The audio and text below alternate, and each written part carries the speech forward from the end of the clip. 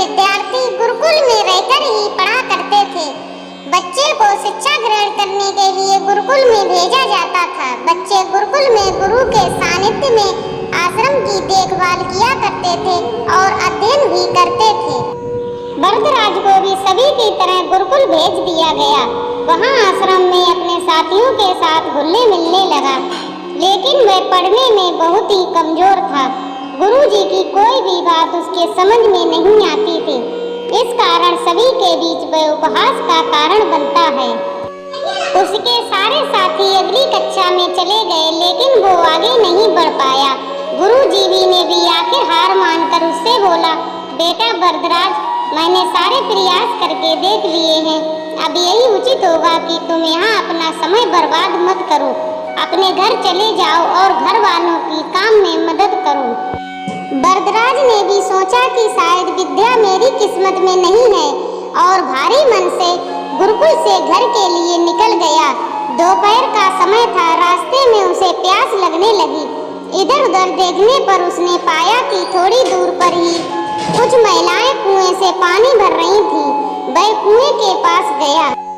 वहां पत्थरों पर रस्सी के आने जाने से निशान बने हुए थे।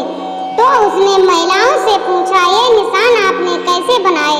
तो एक महिला ने जवाब दिया, बेटे ये निशान हमने नहीं बनाए, ये तो पानी खींचते समय इस कोमल रस्सी के बार बार आने जाने से ठोस पत्थर पर वे ऐसे निशान बन गए हैं। वरदराज सोच में पड़ गया। उसने विचार किया कि जब एक कोमल से रस्सी के बार बार आने जाने से एक ठोस पत्थर पर गहरे निशान बन सकते हैं, तो निरंतर अभ्यास से मैं विद्या ग्रहण क्यों नहीं कर सकता। वरदराज ढेर सारे उत्साह के साथ वापस गुरुकुल आया और अधिक कड़ी मेहनत की। गुरुजी ने भी खुश होकर भरपूर सहयोग दिया। कुछ ही सालों बाद यही मंदबुद्धि बालक वरदराज आगे चलकर संस्कृत व्याकरण का महान विद्वान बना, जिसने लघु सिद्धांत कौमुदी, मध्य सिद्धांत कौमुदी, सार सिद्धांत कौमुदी और गीर्वाण पदम मंजरी की रचना की। शिक्षा दोस्तों, अभ्यास की शक्ति का तो कहना ही क्या है।